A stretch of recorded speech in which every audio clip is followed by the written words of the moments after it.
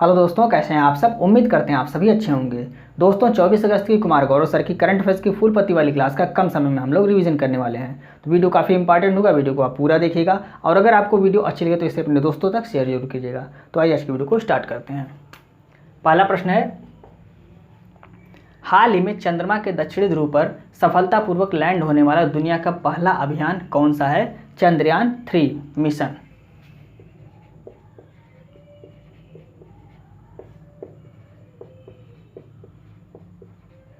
चंद्रयान 3 जो अभियान है ये कहाँ पर लैंड किया है अभी हाल ही में, कल की डेट में चंद्रमा के दक्षिणी ध्रुव पर इसने सफलतापूर्वक लैंड किया है।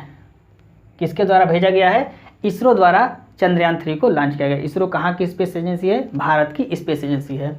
इसरो की स्थापना कब हुई? 15 अगस्त 1969 को इसकी स्थापना हुई। मुख्यालय इसका बेंगलुरु में है और पहले अध्यक्ष कौन है इसरो के? विक्रम साराभाई, ये इसरो के पहले अध्यक्ष हैं। वर्तमान अध्यक्ष कौन है? डॉक्टर एस सोमनाथ, ये इसरो के वर्तमान अध्यक्ष हैं।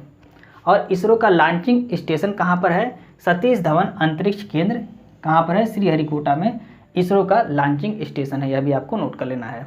अब हम चंद्रयान फर्स्ट, चंद्रयान सेकंड और चंद्रयान थर्ड के बारे में सभी जानकारी जो महत्वपूर्ण है उसको हम यहाँ पे डिस्कस करेंगे। चंद्रयान फर्स्ट कब लॉन्च हुआ था? 22 अक्टूबर 2008 को यह लॉन्च हुआ था। किस रॉकेट से लॉन्च हुआ था? PSLV C11 रॉकेट से इसको लॉन्च किया गया था। यह एक आर्बिटर मिशन था। आर्बिटर का मतलब जो चंद्रमा के चारों तरफ केवल चक्कर लगाएगा और चंद्रमा पर देखेगा कि कौन सी चीज़, वहाँ इमेज लेगा, फोटो खींचेगा, ये सारी चीज़ें करेगा। मतलब ये इस पर उतरेगा नहीं, ये केवल इसका काम क्या है? ये चंद्रमा के चारों तरफ चक्कर लगाना। तो ये आर्बिटर मिशन है। तो जो चंद्रयान फर्स्ट था वो क्या था? वो आर्बिटर मिशन था। और चंद्रमा पर सबसे पहले जल की उपलब्धता को बताने वाला मिशन कौन सा है? चंद्रयान फर्स्ट है। इसी ने सबसे पहले बताया कि चंद्रमा पर जल की उपस्थिति हो सकती है। चंद्रयान 2 देखते हैं, इसको कब लॉन्च किया गया था? 22 जुलाई 2019 को इसको लॉन्च किया गया था। किस रॉकेट से लॉन्च किया गया था? GSLV MK3 M1 रॉकेट से इसको लॉन्च किया गया था। और यह आर्बिटर, लैंडर और रोवर मिशन था। यानी इस मिशन में चंद्रयान 2 में आर्बिटर, रोवर और लैंडर, इन तीनों को भेजा गया था। आर्बिटर चक्कर लगाता और लैंडर चंद्रमा पर उतरता और इस लैंडर में से रोवर निकलता और चंद्रमा पर अपनी खोजबीन करता, यानी कि जांच करता। तो यहाँ पर क्या हुआ था? चंद्रयान 2 में आर्बिटर तो सफलतापूर्वक यहाँ पे स्थापित हो गया था और ये चारों तरफ घूमने लगा, लेकिन जो लैंड करने वाली प्रक्रिया थी उसमें लैंड करते वक्त यह क्या हो गया? क्रैश हो गया था। यानी कि लैंडर जो है, चंद्रयान 2 का लैंडर जब चंद्रमा पर लैंड कर रहा था तो स्पीड तेज होने के कारण वो क्रैश हो गया था। तो चंद्रयान 2 का आर्बिटर अभी भी सफलतापूर्वक अपना कार्य कर रहा है। तो चंद्रयान 2 का आर्बिटर काम कर रहा था, लेकिन चंद्रयान 2 का जो लैंडर था वो क्रैश हो गया था। अब चंद्रयान 3 के बारे में देखते हैं। चंद्रयान 3 कब लॉन्च किया गया? 14 जुलाई 2023 को उसको लॉन्च किया गया। रॉकेट कौन सा था? किस रॉकेट से इसको लॉन्च किया गया? LVM 3rd M4 रॉकेट से लॉन्च किया गया। इसको बाहुबली के नाम से भी जाना जाता है। तो जो रॉकेट था जिससे चंद्रयान 3 को लॉन्च किया गया था उसको किस नाम से जाना जाता है? बाहुबली रॉकेट के नाम से जाना जाता है। कुल खर्च कितना आया था चंद्रयान 3 में? 615 करोड़, ये कुल खर्च इसमें आया था चंद्रयान 3 का। लैंडिंग इसकी कब हुई है? तो 23 अगस्त 2023 को शाम को 6:04 पर इसकी लैंडिंग थी, लेकिन 4 मिनट से 1 मिनट पहले ही इसने लैंड कर लिया। यानी कि जो चंद्रयान 3 था 6:03 पर ही लैंड कर गया था। टाइमिंग उसकी 6:04 निर्धारित की गई थी, अपने समय से 1 मिनट पहले ही लैंड कर गया चंद्रमा की सतह पर। यह कौन सा मिशन? तो इसमें लैंडर और रोवर ये दोनों भेजे गए थे। आर्बिटर नहीं भेजा गया था क्योंकि आर्बिटर चंद्रयान 2 का काम कर रहा था, इसलिए चंद्रयान 3 में आर्बिटर नहीं भेजा गया। और यह आर्बिटर अभी भी सफलतापूर्वक अपना कार्य कर रहा है। तो इसी की वजह से यहाँ पर क्या हुआ? आर्बिटर नहीं भेजा गया। तो यह जो चंद्रयान 3 था इसमें केवल लैंडर और रोवर भेजे गए थे। अब आपको यहाँ पे देखना है चांद पर उतरने वाले देश कौन कौन से देश ऐसे हैं जो चांद पर उतर चुके हैं। तो अमेरिका, रूस और चीन, और चौथा नंबर पे हो गया है भारत। लेकिन भारत दक्षिणी छोर पर उतरने वाला पहला देश है। चंद्रमा पर उतरने वाला भारत चौथा देश है, लेकिन दक्षिणी छोर पर ये सभी देश प्रयास तो कर चुके हैं लेकिन उतर नहीं पाए हैं। और भारत ने अपने दूसरे प्रयास में चंद्रमा के दक्षिणी ध्रुव पर सॉफ्ट लैंडिंग करा ली है। तो चंद्रमा के दक्षिणी ध्रुव पर सॉफ्ट लैंडिंग कराने वाला विश्व का पहला देश कौन सा बन गया है? भारत बन गया है।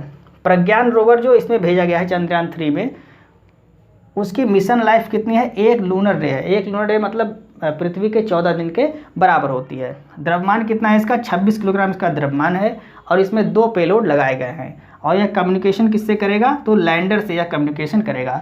लैंडर का नाम क्या है? लैंडर का नाम विक्रम है और रोवर का नाम क्या है? प्रज्ञान रोवर का नाम है। इसको भी आपको याद रखना है। तो ये चंद्रयान 3 से संबंधित महत्वपूर्ण जानकारी थी, इसको आपको सभी को नोट कर लेना है। आइए हम नेक्स्ट प्रश्न को डिस्कस करते हैं। दूसरा प्रश्न है, हाल ही में थाईलैंड का नया प्रधानमंत्री किसे नियुक्त किया गया है? श्रेथा थवासीन को नियुक्त किया गया है।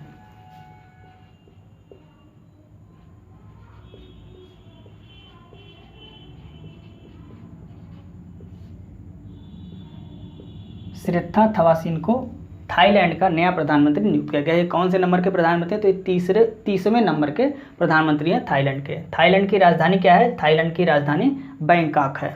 स्ट्रैटेजी का प्रश्न देखिए, ऑस्ट्रेलिया के वर्तमान प्रधानमंत्री कौन है? एंथनी एल्बनीज, ये ऑस्ट्रेलिया के वर्तमान प्रधानमंत्री हैं। जापान के वर्तमान प्रधानमंत्री फूमियो किशिडो हैं। न्यूजीलैंड के वर्तमान प्रधानमंत्री क्रिस हिपकिंस हैं। और भारत के वर्तमान में उपराष्ट्रपति कौन है? जगदीप धनखड़, ये भारत के वर्तमान में उपराष्ट्रपति हैं। सीजीए कौन है भारत के? गिरीश चंद्र मुर्मू, ये वर्तमान में सीजीए हैं। सीवीसी सेंट्रल विजिलेंस कमिश्नर कौन है? प्रवीण कुमार श्रीवास्तव हैं। और एजी यानी कि महान्यायवादी भारत के कौन है वर्तमान में? आर वेंकट रमनी, ये हैं। आपको कमेंट करके बताना है सीबीआई के नए निदेशक किसको बनाया गया अभी हाल ही में, ये आपको कमेंट करके बताना है। तीसरा प्रश्न है, हाल ही में भारतीय चुनाव आयोग ने किसे राष्ट्रीय आइकन घोषित किया है? सचिन तेंदुलकर को राष्ट्रीय आइकन घोषित किया गया है।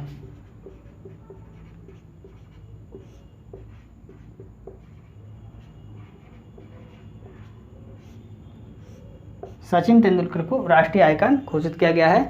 2022 में किसको बनाया गया था? पंकज त्रिपाठी को बनाया गया था राष्ट्रीय आइकन। और 2024 में किसको बनाया गया है? सचिन तेंदुलकर को बनाया गया है। क्यों बनाया गया है? क्योंकि लोकसभा चुनाव में मतदान के प्रतिशत को बढ़ाना इसका उद्देश्य है। यानी कि इनको किस लिए बनाया गया है? जिससे लोकसभा चुनाव में मतदान के प्रतिशत को बढ़ाया जा सके, इसलिए राष्ट्रीय आइकन किसको बनाया गया है? सचिन तेंदुलकर को बनाया गया है। स्ट्रैटेजी के प्रश्न देखिए, बीपीसीएल का ब्रांड एम्बेसडर हाल ही में किसको बनाया गया है? राहुल द्रविड़ को बनाया गया है। आईसीसी विश्व कप 2023 का ब्रांड एम्बेसडर किसको बनाया गया है? शाहरुख खान को बनाया गया है। महिला बॉक्सिंग चैंपियनशिप की ब्रांड एम्बेसडर किसको बनाया गया है? मैरी कॉम और फरहान अख्तर को, इन दोनों लोग को बनाया गया है। मैरी कॉम और फरहान अख्तर को बनाया गया है। महाराष्ट्र सरकार का स्माइल एम्बेसडर किसको बनाया गया था? तो सचिन तेंदुलकर को ही बनाया गया है। आपको कमेंट करके बताना है सेवलॉन इंडिया का ब्रांड एम्बेसडर किसको बनाया गया है? सेवलॉन इंडिया का हैंड एम्बेसडर, ब्रांड एम्बेसडर कहिए हैंड एम्बेसडर, यहाँ पे कर दीजिए सेवलॉन इंडिया का हैंड एम्बेसडर। हैंड एम्बेसडर किसको बनाया गया आपको कमेंट करके बताना है। भारतीय चुनाव आयोग के बारे में देख लीजिए, स्थापना हुई 25 जनवरी 1950 को इसकी स्थापना हुई। अनुच्छेद 324 से 329 अनुच्छेद के बीच में इसके बारे में बताया गया है। भाग 15 में इसको दर्शाया गया है। पहले चीफ इलेक्शन कमिश्नर मुख्य चुनाव आयुक्त कौन थे? सुकुमार सेन थे। पहली महिला मुख्य चुनाव आयुक्त रमा देवी थी। और वर्तमान में मुख्य चुनाव आयुक्त कौन है? राजीव कुमार हैं। यह भी आपको नोट कर लेना है। आइए हम नेक्स्ट प्रश्न को डिस्कस करते हैं। चौथा प्रश्न है, हाल ही में घोषित धौलपुर करौली चौवनवा टाइगर रिजर्व का संबंध किस राज्य से है? तो धौलपुर करौली टाइगर रिजर्व कहाँ पर है? राजस्थान में है।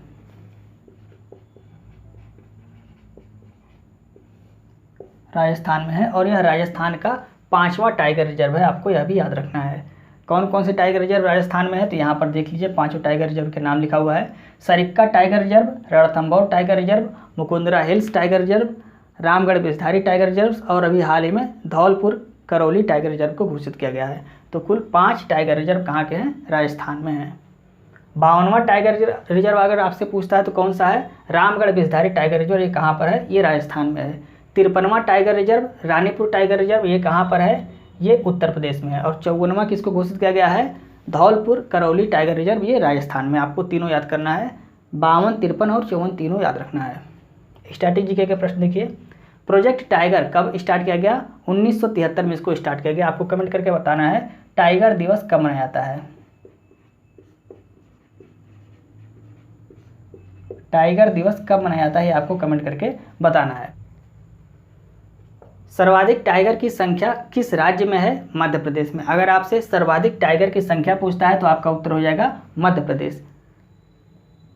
किस टाइगर रिजर्व में सर्वाधिक बाघ हैं, यानी कि सर्वाधिक टाइगर किस टाइगर रिजर्व में है? तो Jim Corbett tiger reserve Uttarakhand आपका राइट आंसर हो जाएगा। अगर आपसे टाइगर रिजर्व में सर्वाधिक टाइगर की संख्या पूछा जाता है तो Jim Corbett tiger reserve Uttarakhand आपका उत्तर हो जाएगा। और किस राज्य में सर्वाधिक टाइगर हैं? तो मध्य प्रदेश आपका राइट उत्तर हो जाएगा। नेक्स्ट प्रश्न है, प्रबंधन प्रभावशीलता मूल्यांकन में शीर्ष टाइगर रिजर्व कौन सा है? तो शीर्ष टाइगर रिजर्व है पेरियार टाइगर रिजर्व। ये कहाँ पर है? केरल में है। तो इसको भी आपको नोट कर लेना है। नेक्स्ट प्रश्न है, हाल ही में किसे राष्ट्रीय हरित न्यायाधिकरण के अध्यक्ष पद पर नियुक्त किया गया है? प्रकाश श्रीवास्तव को नियुक्त किया गया है।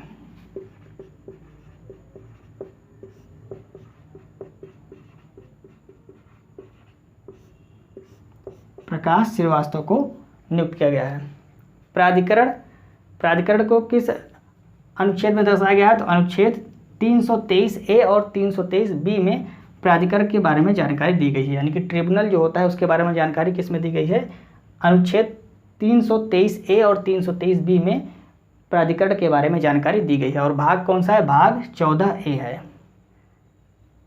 यहाँ पर देखिए NGT यानी कि नेशनल ग्रीन ट्रिब्यूनल, इसके बारे में देख लिए। नेशनल ग्रीन ट्रिब्यूनल, इसकी स्थापना 18 अक्टूबर 2010 में हुई थी। मुख्यालय इसका दिल्ली में है। और अध्यक्ष कौन है? तो इसके अध्यक्ष होते हैं सेवानिवृत्त न्यायाधीश जो होते हैं हाई कोर्ट और सुप्रीम कोर्ट के, वो इसके अध्यक्ष होते हैं। तो इसको भी आपको नोट कर लेना है। वित्त आयोग का अनुच्छेद कौन सा है? वित्त आयोग किस अनुच्छेद में है भारतीय संविधान के? तो 280वें अनुच्छेद में वित्त आयोग के बारे में जानकारी दी गई है। परमाणु ऊर्जा आयोग के अध्यक्ष कौन है? A के मोहंती, ये परमाणु ऊर्जा आयोग के अध्यक्ष हैं। 15वें वित्त आयोग के अध्यक्ष कौन है? 15वें वित्त आयोग के अध्यक्ष हैं NK सिंह। NHRC के अध्यक्ष कौन है? जस्टिस अरुण कुमार, ये NHRC के अध्यक्ष हैं। इसको भी आपको नोट कर लेना है। स्थापना कब हुई थी इसकी? 1993 के अधिनियम से NHRC की स्थापना हुई और यह एक वैधानिक संस्था है। यह भी आपको नोट कर लेना है। NHRC कैसी संस्था है? एक वैधानिक संस्था है और 1993 के अधिनियम से इसकी स्थापना की गई थी। आइए हम नेक्स्ट प्रश्न को डिस्कस करते हैं। नेक्स्ट प्रश्न देखते हैं, गौरव सीरीज। अब यहाँ से हम लोग गौरव सीरीज के 10 महत्वपूर्ण प्रश्नों को डिस्कस करेंगे, जो कुमार गौरव से द्वारा प्रतिदिन 10 प्रश्नों को यहाँ पे डिस्कस किया जाएगा, जो हिस्ट्री से, ज्योग्राफी से या पॉलिटी से संबंधित होंगे। उनके 10 महत्वपूर्ण प्रश्नों को यहाँ पे प्रतिदिन डिस्कस किया जाएगा। और आज की क्लास में सिर्फ 5 प्रश्न ही करंट अफेयर्स के थे, तो 5 प्रश्नों को हमने डिस्कस कर लिया है। अब हम गौरव सीरीज के 10 महत्वपूर्ण प्रश्नों को भी यहाँ पर डिस्कस कर लेते हैं। पहला प्रश्न है, कोलकाता में 1774 में स्थापित सुप्रीम कोर्ट के पहले मुख्य न्यायाधीश कौन थे? एलिजा एम्परे, ये सुप्रीम कोर्ट के पहले मुख्य न्यायाधीश थे। सुप्रीम कोर्ट की स्थापना कब हुई थी? सुप्रीम कोर्ट की स्थापना 1774 में रेगुलेटिंग एक्ट के द्वारा की गई थी। दूसरा प्रश्न है, किस अधिनियम के द्वारा भारत सचिव का पद सृजित किया गया? तो 1858 के अधिनियम द्वारा भारत सचिव का पद सृजित किया गया था। किसका पद? भारत सचिव का पद। तीसरा प्रश्न है, बंगाल का अंतिम गवर्नर जनरल कौन था? विलियम बेंटिक, ये बंगाल का अंतिम गवर्नर जनरल था। बंगाल के पहले गवर्नर जनरल कौन थे? वारेन हेस्टिंग, ये बंगाल के पहले गवर्नर जनरल थे। पोर्टफोलियो सिस्टम किस अधिनियम द्वारा शुरू किया गया? 1861 के अधिनियम द्वारा पोर्टफोलियो सिस्टम शुरू किया गया। सांप्रदायिक निर्वाचन प्रणाली, इसको 1909 के अधिनियम द्वारा स्टार्ट किया गया। प्रांतों में द्वैध शासन की शुरुआत 1919 के अधिनियम से की गई।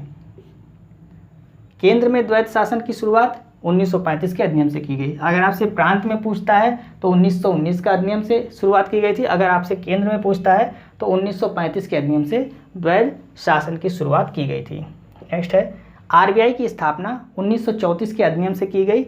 यंग हिल्टन कमेटी की सिफारिश पर RBI की स्थापना की गई थी। कब की गई थी? 1 अप्रैल 1935 को RBI की स्थापना की गई। नेक्स्ट है, क्रिप्स मिशन के समय वायसराय कौन थे? लिनलिथगो, ये क्रिप्स मिशन के समय वायसराय थे। क्रिप्स मिशन कब आया? तो 1942 में क्रिप्स मिशन आया था। कैबिनेट मिशन में कितने सदस्य थे? तो कैबिनेट मिशन में 3 सदस्य थे। कौन कौन से थे?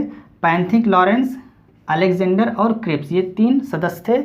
और कैबिनेट मिशन कब आया? कैबिनेट मिशन 1946 में आया। क्रिप्स मिशन 42 में, कैबिनेट मिशन 1946 में, अभी आपको नोट कर लेना है। तो ये थी फुल पत्ती वाली क्लास के करंट अफेयर्स के प्रश्न और यहाँ पे जो कुमार गौरव सर द्वारा गौरव सीरीज स्टार्ट की है उसके 10 महत्वपूर्ण प्रश्न, जिसको हमने कम समय में आपको रिवाइज कराने की पूरी कोशिश की। उम्मीद है आपको वीडियो अच्छी लग रही होगी।